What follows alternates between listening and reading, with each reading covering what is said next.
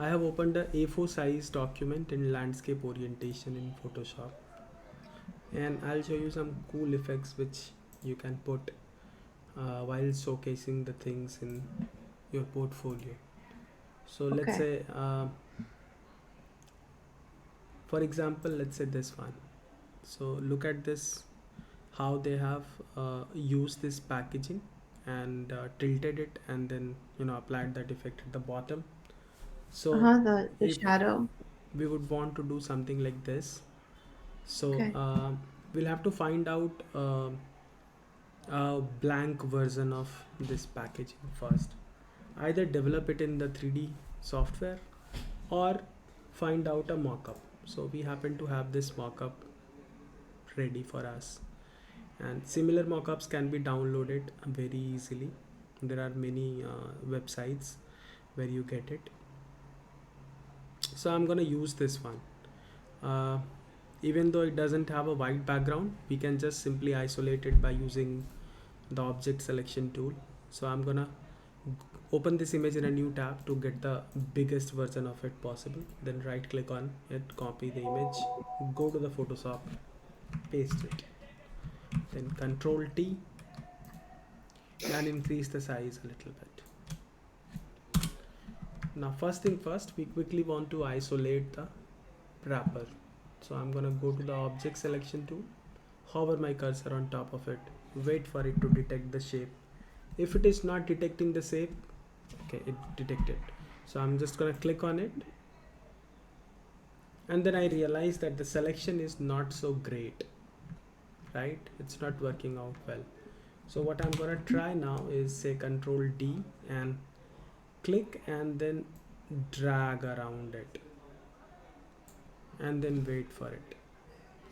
Again, the selection is not so great, so I think we'll have to go the hard way. We'll have to do the quick selection and then check the results. Not so nice. Actually, this checkered background is causing a lot of problem, and here also. So I'm going to reduce the size of the brush, hold alt on the keyboard, and just quickly remove these areas which we don't want. I would have selected the pen tool, done the selection with pen tool, but for this demonstration, uh, keeping it simple. Yeah, so I'll just, Oh, are you recording? yeah, I am recording. Okay, great. Okay, so more or less we have the selection. I think tiny bit here, a little bit. I'll just get rid of from this side, and I'm gonna add. Oh, sorry, I'm gonna add this. Okay, it's not the greatest selection, but yeah, we can live with this for today's demo. And then I'm going to say Control J to isolate it on a separate layer, and a little bit here and there, whatever it is, we can just use pen tool to refine that.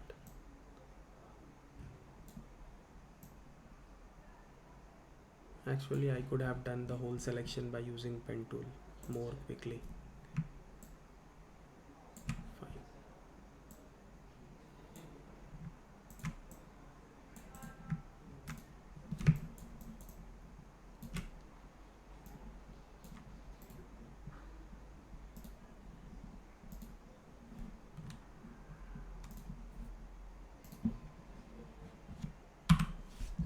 Okay, it looks much cleaner now. Let's quickly clean up this side also. Um, can I talk to you while you're doing that?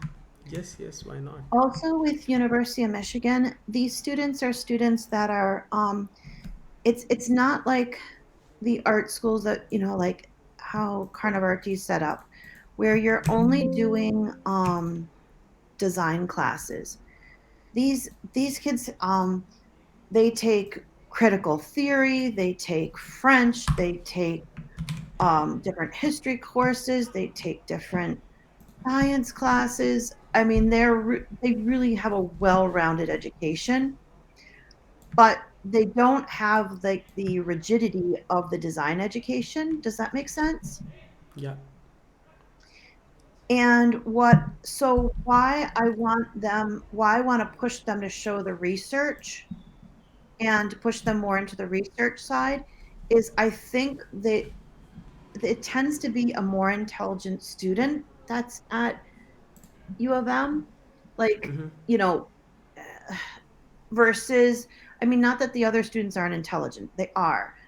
I had lots of intelligent students at UID, but or at CCS or Art Center or whatever. But at these at those schools, they're focused on creating, amazing designers or, design artists kind of people. Versus U of M is trying to create individuals that are more critical thinkers. And so I'm trying to find ways to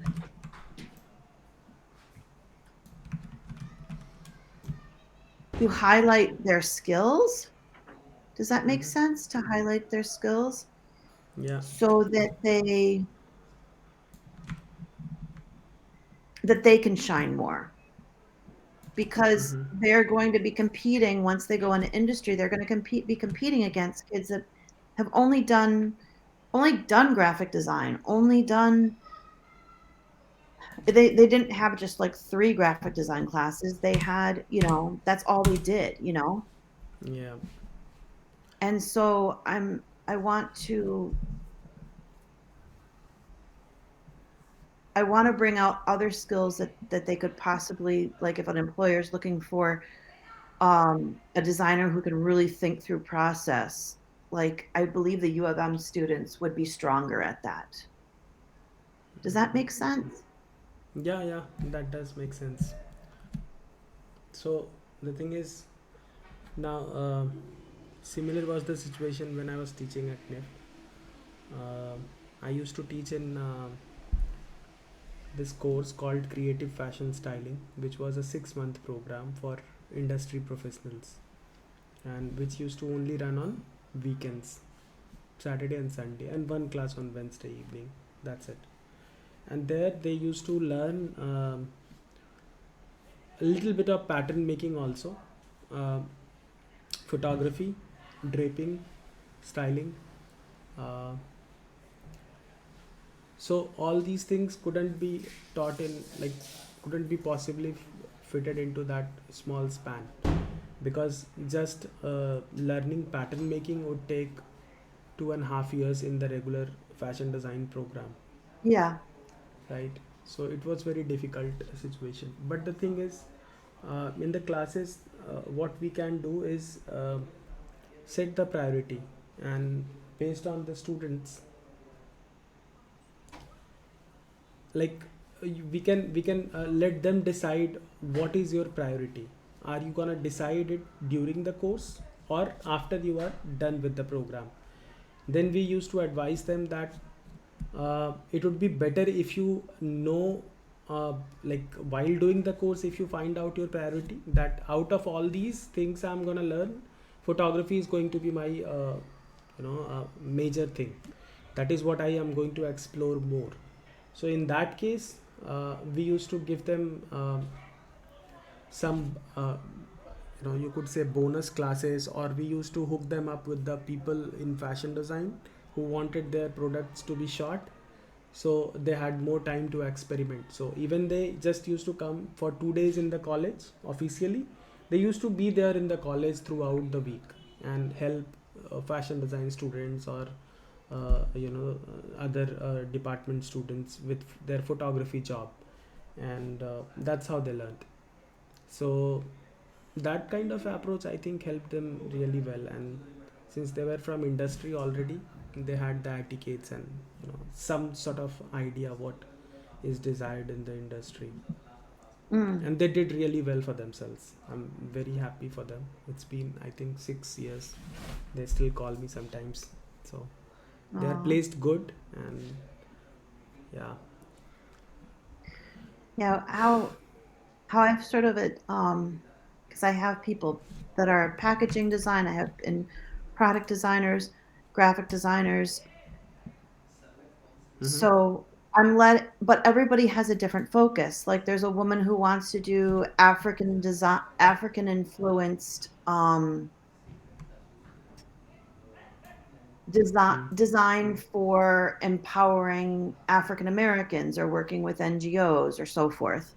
Mm-hmm. And that's a different package design than somebody who's wants to work in the medical field.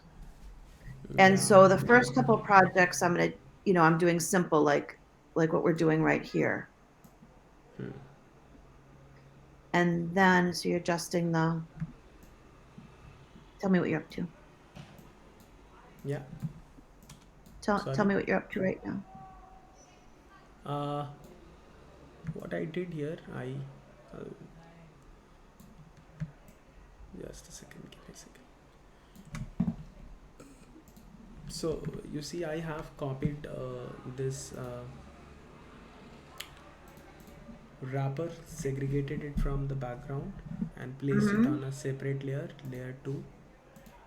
And Mm-hmm. then I just randomly picked out this graphic which I want to map on this, right? Mm-hmm. But the graphic is shorter actually, so I probably will look for a longer one. Then I realized that let me just get rid of the mask and get rid of the effect also.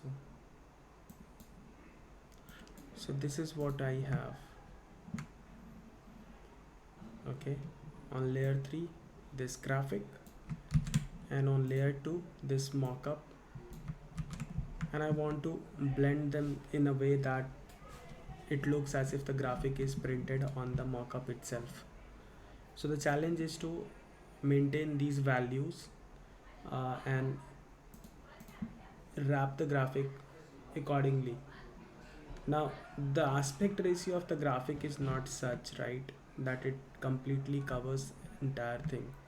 So I have two options. Either I elongate this, which will not be a good idea because I'll be distorting the image. And if I increase the size of it, then it goes out, the text becomes too big. So other way, what I have is I go on layer 2 and shorten this up. I think this is gonna work. I don't know. Right? This is also not gonna work. So I'll do one thing. I'm gonna make a copy of, because this is against a brown background. This should work. I'll just isolate this logo, and to do that, I'm gonna use. I can use even the elliptical marquee tool because that should encompass the whole text, right? So I'll just make a copy of it. Control J. So I have this isolated on a separate layer, and then I can just fill this layer 3 with this. It's a solid color, right? So I can hit I on the keyboard, sample this color out, and press Alt backspace to, oh sorry, Alt backspace, yeah, Option backspace in your case, to completely fill it. uh, if it is leaving this thin line, that's because anti-aliasing is on. So what you can do in that What was case on? is, anti-aliasing is on. While selecting, anti-aliasing must be left on. So to fix this, uh, go back to the selection state and then go to the select menu, go to the modify, and go to the expand option, and there you type in 5 pixels. It will expand the selection slightly, and then again press alt plus backspace and say control D. That will disappear. Okay, now it's not the perfect thing to do, but yes, it did the job for us in this case, so I'm fine with this. Now this thing is isolated, so we can place it accordingly on top when we want it. So I'm gonna hide it for now, and then go to the layer 3. Now this layer needs to be blended with the layer below, but before let me increase the size of it also. Now I don't care about the distortion, even if there is a little bit of it, it is fine, because these graphics are very abstract, nobody will pick up the distortion. Okay, now this is just the mock-up, and this is not something which industry will require, right? I'm telling you. Now there are few ways how I can blend it. If I go and then the first thing is, let's try out few blend mods, right? Multiply definitely will push it back. Now see, look at this blend mod, instantly it worked, color burn, right? Mm-hmm. So but before I do it, I also need to fit it within the selection, and in order to do that, I'm gonna switch to the normal, then control click on the layer 2 to bring that selection up, then go to the layer 3 where the graphic is kept, and then click on the mask button. So the graphic is placed inside now. Now the next thing I'm gonna do is try out the blend mods and then see which one works best for us. Now the multiply did the job a little bit. I can see these trace marks and everything. So I think I can go with multiply for sure. Yeah. But let's just see the other ones. Now this is really looking nice, but it messed up the colors. We don't want that, right?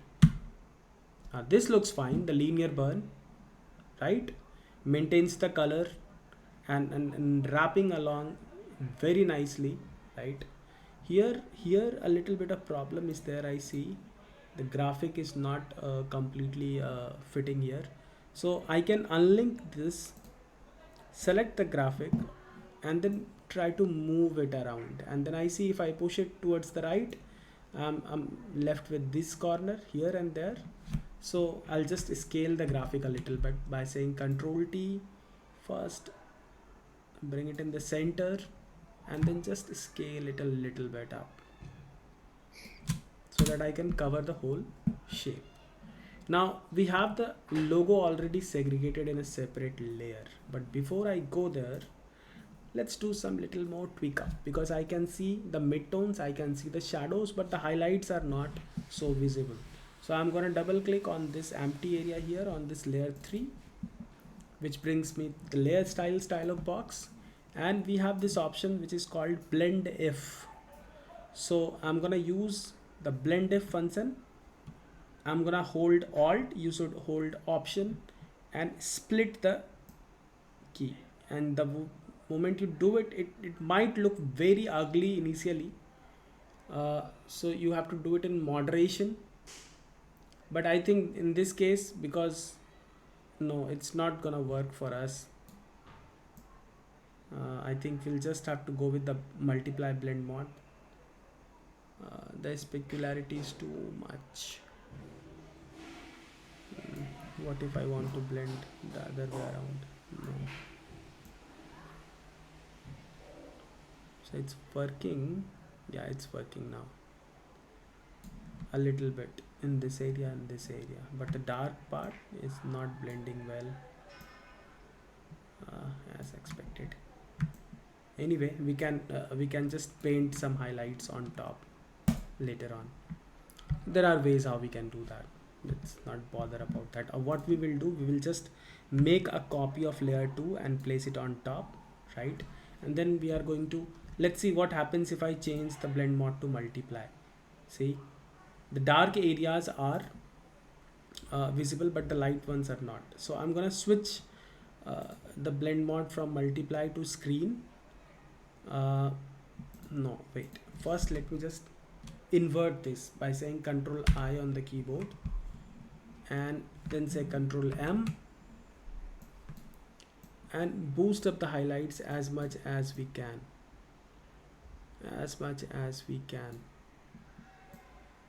okay. I think this is the extent of it now, and then change the blend mode to screen. Now we got the highlights, right? Let's drop down the opacity and just keep only, or what we can do, we go with the full opacity and apply a mask on it, and then use the brush and manually control in which area we want the highlight. This is also looking fine though, it's not so bad, but let's drop down the opacity of it to about 19% and use the black color, and then just paint in the areas where we don't want the highlights to be there. Just gently keep on painting and control the amount we need. I think this is fine for us. Yeah, this is fine for us. Yes.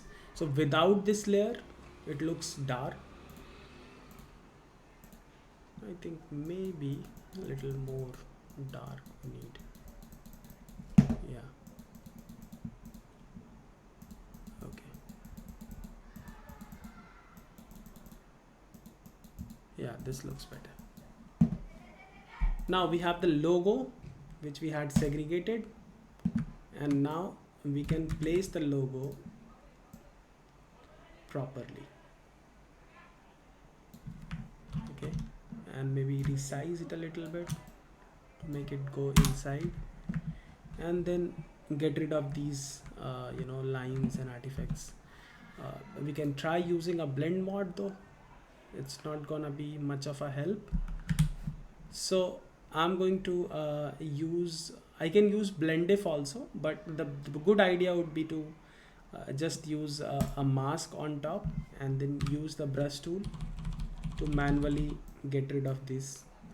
Let me boost up the opacity and then just paint on it. Are you using a color or an erase? No, I'm not using color or eraser, I'm using mask. And Okay. so explain how you're using mask. Remember in the first couple of videos we did masking.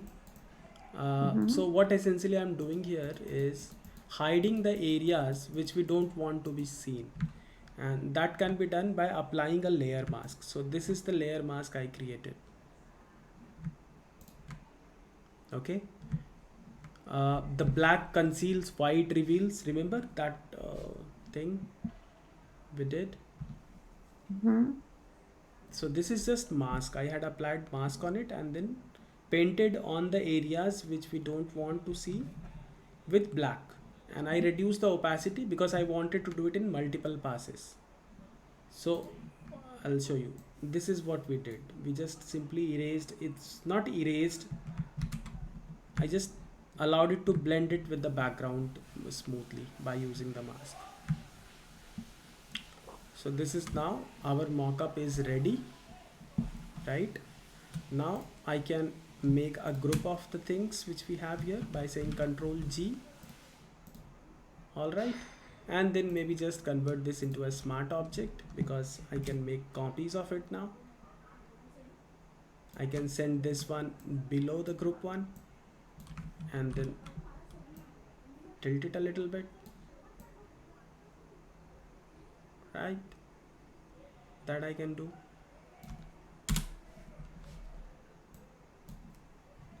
And then I can add that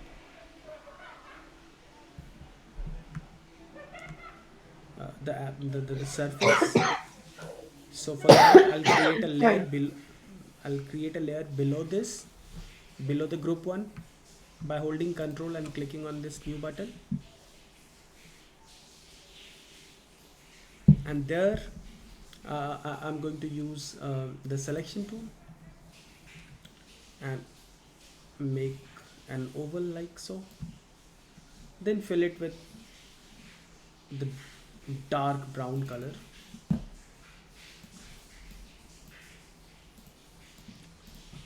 And say Alt backspace, say Control D, and we need to blur this out. So I'll convert this into a smart object by right clicking and choosing convert to smart object, then go to the filter menu and choose blur, Gaussian blur, and increase the amount. Okay, now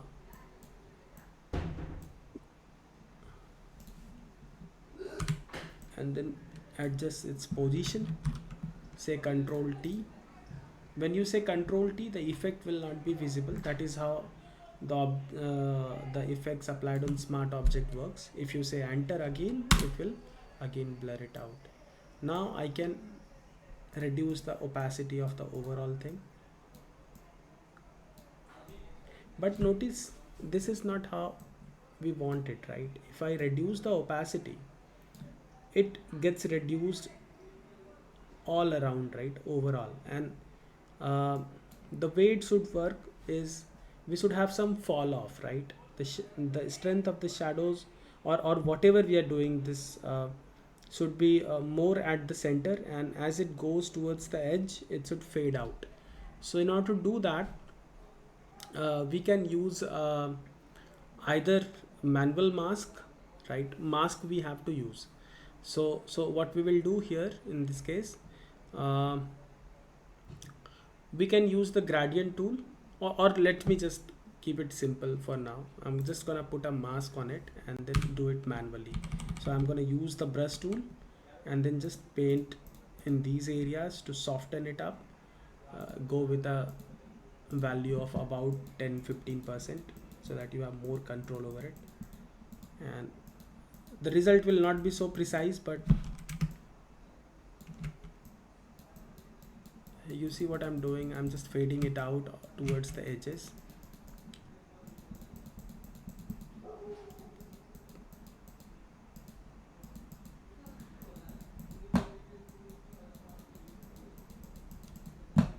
All right, so this is what we created. We can still say Control T and then adjust it.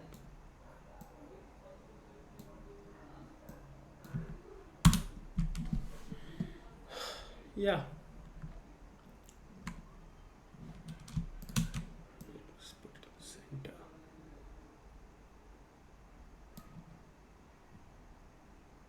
Okay. Mhm.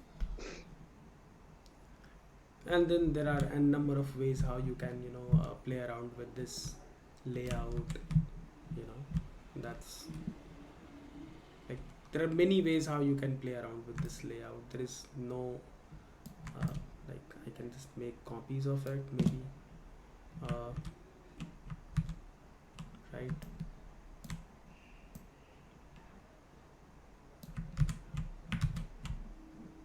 uh, so it depends upon an individual's expression. If they prefer to be loud with their design expression, they can do that. It's very subjective, so I can do a number of things with this,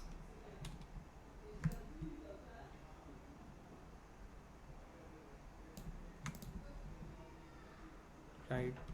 The weird things you can imagine, basically. But yeah, that's how you do mock-ups. This is what we had, this is what we built, Mhm.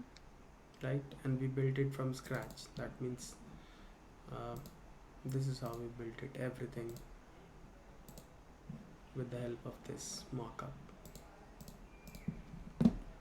So this will be helpful, but I'll again say, Lisa, emphasizing more on the mock-ups, because nowadays a designer is not there to create mock-ups, to be very honest. And I see a lot of portfolios filled with mock-ups only, mock-ups, mock-ups, and mock-ups. No, what I'd be interested in if I want to see a designer is the thing I showed you earlier. The the And technical that was all details. done in Illustrator or a combination of Illustrator and Photoshop? See, it doesn't matter whether it's Photoshop or Illustrator. As long as I'm getting my job done, it's fine. Both the softwares has its limitations and possibilities. So for the typography, for the graphic work, I would prefer Illustrator any day. But for the photo manipulation part, we will have to stick to Photoshop, Yeah. because that But I is think in better a at handling. portfolio, they need both. They need Yeah, the basically orthographic that you created, and they need this photo image. Yeah, they need both.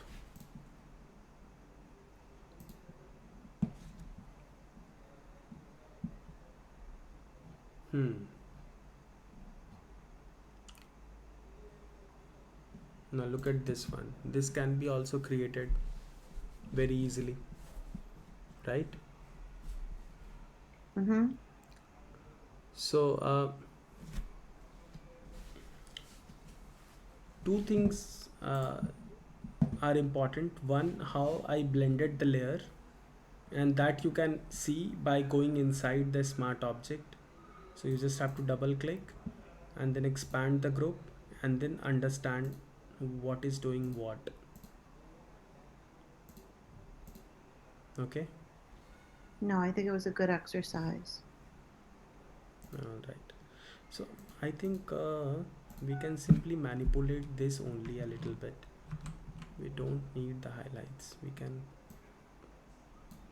just push the highlights. No, it's gonna make it dark. It's not gonna work.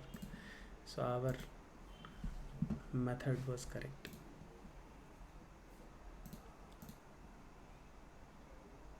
And it has to be screen color dodge. No, color lighten. I might go with no. Everything was right. Now this is just one way of dealing with the things we had, at our disposal. But newer cases will bring up newer ideas and newer ways to tackle them. Uh, Okay. The first one, as you showed me in the example of your tissue pack, mhm, that is what I'm going to have them do first. But it's going to be simple because this is going to be a rectangle. mhm. Um, because well, most of them will be a rectangle because the bars are. One second, I'll just grab.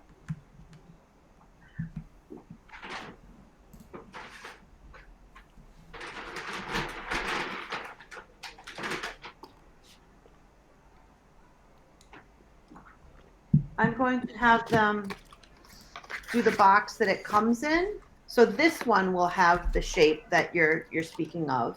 Mhm. It'll be a box, but we'll have to show how it's all made, and it actually comes in a full square box. This has been removed at the store, Mhm. and then they also will be doing. Actually, this one has a little more complexity. I don't know if you can see it. It's got an indent, so Yeah. this will be more complex. This one, I believe, is. And we'll have to take it apart, but this one has a little bit of folds and so forth. Let me grab another one.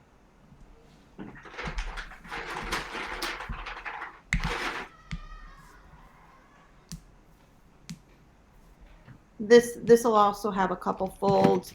This one is um this one is more like a little pouch. So I'm going to give them each a candy bar, and they have to redesign the packaging um for that brand, Mhm. and make sure that they put all the different details on it and all this information, but then do a redesign. And each one of them will have a different shape that they're working with. Correct. So, yeah. So it's going to be a cutout like you showed me, Mhm. um, as well as um, this box, Hmm. this simple box. Nice. So, um, and I'm praying to God that I don't have to do too many demos on Illustrator or Photoshop because I'm still learning so much. No, you'll definitely pull it off. Yeah. So this is I'm gonna save the file and share it with you also. Um, Any questions you have?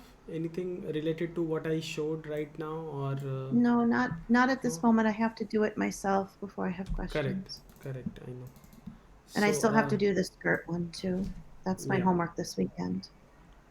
yeah, yeah. So we'll call it mock-up Candy bar. candy bar.